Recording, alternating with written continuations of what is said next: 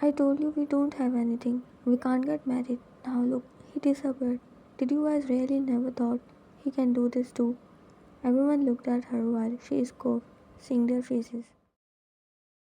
I am really sorry on behalf of my son. I thought for the power he will get into this marriage, but he did what he wants.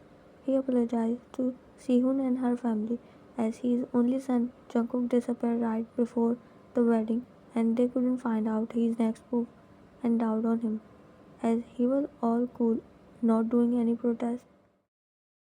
I told you are taking him lightly. I and Sehun was always against this marriage. She said as Sehun nodded. She was not ready for this marriage, but when Jungkook didn't argue, she didn't waste her energy in arguing with them because she already read his mind. You guys just forced us, but thank God. Thank God Jungkook ran away either. I can't imagine spending my life with a heartless human. Auntie, I'm really sorry, but you know that, right? He don't believe in love and emotions, she said after she gently held Mrs. June's hand in her and as she also nodded in agreement. Your son doesn't need your and my power. He has already enough power that we don't have. We underestimate him. He is not fool June. Mr. June closed his eyes in frustration. Now don't blame each other, especially to my brother. Brother just wanted to see his son get settled. He is Jungkook's father, and parents have the right to choose someone for them when their child can't choose life partner for themselves. We also did the same with Sehun, right, honey? She said in her brother's support, looking at Mr. Min with a sarcastic gaze. The environment of June Mansion turned totally chaotic at that moment when Jungkook, the rude Mafia billionaire guy, disappeared right before his wedding day because he don't believe in love and marriages. Everything, every religion that relates to emotions, he preferred to stay away from it, not because he went through from some heartbreaking past or something, but he just don't feel it will work and has importance in his life that always gets surrounded with risk. He never felt affection for anyone. That's why people called him heartless. But the thing is, he didn't meet someone yet who can make his heart skip a beat. His breath hitched and surrounded his mind and even his dreams. I'm sure you were cursing me, but see, you know that we will not work together, right? He said on a call and heard a chuckle from other side. I am not Jungkook. I know you from childhood and I can't imagine spending my life with you. I am a romantic person. I want romance and love in my life, you know that. She said and Jungkook chuckled hearing her. He was in his car going somewhere with his trusted man and it was raining heavily. I'm going Italy. I have some meetings. No, I am not coming back this early. Need some peace. He said and as Sehun bid a goodbye, he hung up the call looking outside with cold expressions. When his eyes landed on a figure drenching in the rain and his heart escaped a bit, the raindrops falling in slow motion, the car gets slowed down. Seems like destiny giving him an opportunity to mesmerize and memorize the beautiful moment he witnessed. The girl on the other side of the empty road, spreading her head wide, looking at the sky, letting the rain to drench her completely. She wasn't even getting scared of thunder and lightning.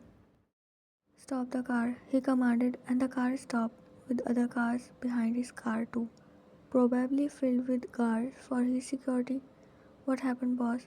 He asked, looking through the rear view mirror, but Jungkook didn't reply and got down from the car, signaled his men to stay there right away, but Hyojin quickly come out with umbrella to save him from getting wet. Boss, what are you up to? It's dangerous. He stopped when Jungkook glared at him before he made his way towards the girl, leaving Hyojin behind. It was like he got possessed, some energy pulling him closer, and he found his brain stopped working at that time, as he didn't care about putting his life in danger just when he was about to cross the road and reach her. A car came and drove away with the girl. What the? Is she got kidnapped or what? He ran his finger through his wet hair, looking in the direction where the car went. His heart was beating fast in his chest. Boss, we need to go right now. It was Harvin's car. He was alert and eyes sharp when he saw the car number. He quickly made Jungkook sit in the car before he sat on the passenger seat. Harvin's car? But Hyojin, the kidnapper, innocent girl, we need to stop them. Hyojin looked at him confusedly through the rearview mirror as when the heartless humans start caring about people, but he didn't stop the car because he can't take risk while Jungkook was feeling like someone snatched something very precious to him, but he don't know what and why he felt like this for the first time. His mind was messed up. Harveys are Jones especially become Jungkook's new enemies and recently they face a huge loss in their weapons business. The ship loaded with illegal weapons got vanished into the ocean. But they were clueless as everyone was busy in cutting each other's ties. That's why they didn't suspect Jungkook behind all this until Jungkook himself sent them greetings. I didn't see they force her. That girl gave high five to the guy inside the car before she gets in. What happened to you suddenly? He said while Jungkook frowned hearing him. Why I didn't notice that. What the I'm doing? He thought as he didn't notice anything. It was like his surroundings got blurry. He was only seeing that girl like she possessed him in the midnight. She did some magic and he himself dragged towards her to engulf in her beautiful embrace. Yes, I'm fine. No, I'm not cold anymore. Achoo. She closed her eyes, ready to get scolded, but only heard a sign. Dad, are you fall asleep? She asked in surprise as her father didn't scold her because she lied to him. That she's fine and her cold got better because he was asking her to stay with him until she got better, but she don't want to leave with her stepmother. I know you will not agree, that's fine. I'm not forcing you to come here, but I have a condition. One phone hearing her father. Don't tell me you sent someone to take care of me, Dad. She said annoyingly and wiped her nose with a tissue. You are smart. My daughter knows me well. Now be a good girl, Vian. Don't make me to force you so better. You let that maid stay with you until you got better. He said and Vian ground throwing her phone on the couch that bounced and falling to the floor. What he think of himself, huh? Of course, my dad. But I don't want anyone come here and give information about me to my dad's wife. She said just then the doorbell rang, made her sign annoyingly before she went to open the door. It's too much. I can take care of myself. I'm not a kid who needs babysitter. She murmured with done face before opening the door and she paused seeing a tall handsome guy standing at her door. She blinked while the guy gave her slight nod, made her startle.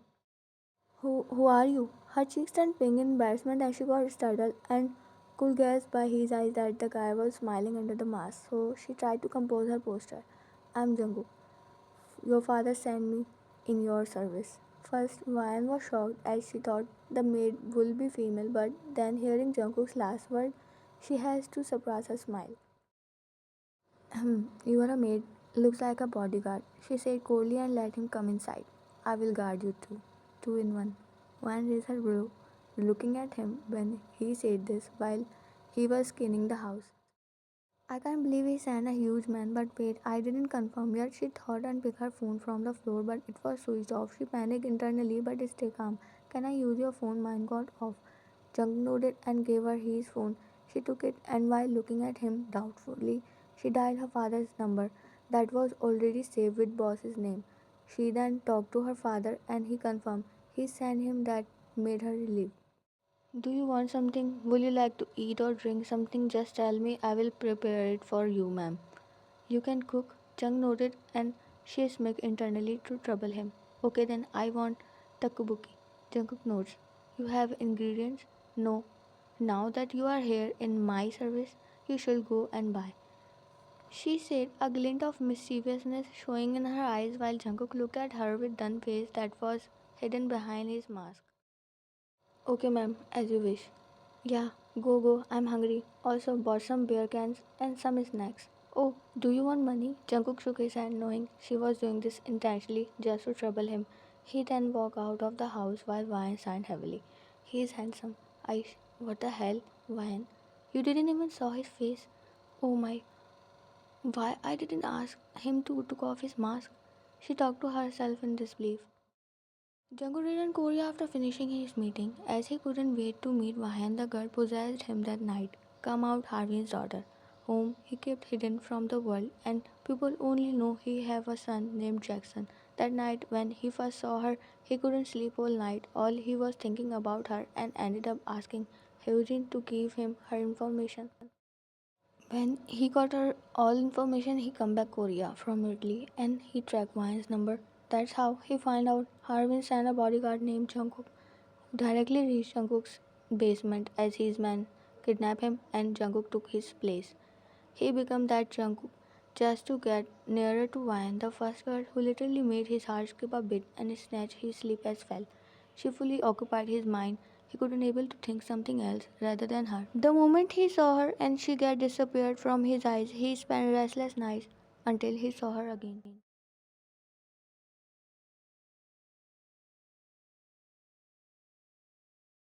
Your cooking skills are amazing. I become your fan, but you don't look like chef. Look at your hands and what about that scar on your face? How did you got this? Jungkook stopped chopping and looked at her.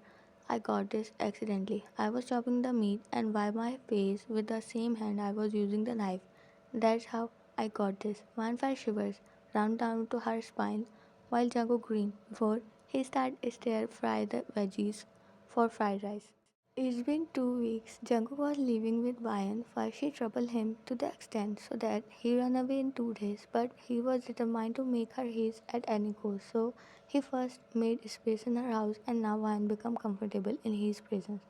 She started developing feelings for him, but she didn't dare to accept it to herself too. While Jungkook was living totally unknown life, where only Ryan was important for him, he was happy with the new feelings he was experiencing with Ryan. He didn't feel embarrassed in front of Sehun and Hyojin when he accepted he was in love with Ryan. Well, I have one question. Why nodded and sat on the kitchen counter while Jungkook looked at her? You didn't felt scared when you drenched in the rain on the road? I mean, it's possible you caught someone's attention and made him realize he also have a heart. He said this while looking into her eyes. If that someone is you, then I'm not scared, Mr. Jun Jungkook, she calmly said, staring deep in his eyes made his heart drop. She noticed how his Adam apple moved and she held the urge to touch it. You think I don't know you because I returned from abroad? I collect your every information the day I got to know you drowned my father's ship. Jungkook poked his inner cheek before he leaned closer to her face, but mine didn't move back. Do you want revenge, princess? I will let you win, I swear. He whispered in his deep voice, and his breath hissed when Van suddenly pulled him in a passionate kiss by holding his collar, and without wasting any second, Jungkook deepened the kiss by holding her back of the neck. The next day, Jungkook burst inside Harvin's office, spreading a terror in every soul. Harvin's force couldn't able to do something in front of Jungkook's force. The men hijacked all the buildings, and people know they were nothing in front of Jungkook's power. He told Harvin he wants to marry with Payan because she told him to do. And when he denied, Jungkook reminded him he wasn't asking for his permission. He can do anything and Vayan was him. Vayan was with him. She was in love with him. So there is no use of denying, but Harvin didn't board his head. He was stubborn too. I showed enough respect thinking you are going to become my future father-in-law, but I think you don't understand love language. Now get ready to face losses back-to-back father-in-law. And Jungkook went out of the office after giving him headache. Have some shame. What are you trying to do? Wearing such dress, trying to. I know man who just come back dealing with his girl's crackhead father. He said to Ryan, who was waiting for him, looking all and breathtaking, glared him. And the next moment, Jungkook hissed when Ryan pinched his nipple. You better don't act like an innocent baby. You spoiled me, mister. Now don't blame me, she said, holding her waist, while Jungkook chuckled, rubbing his chest.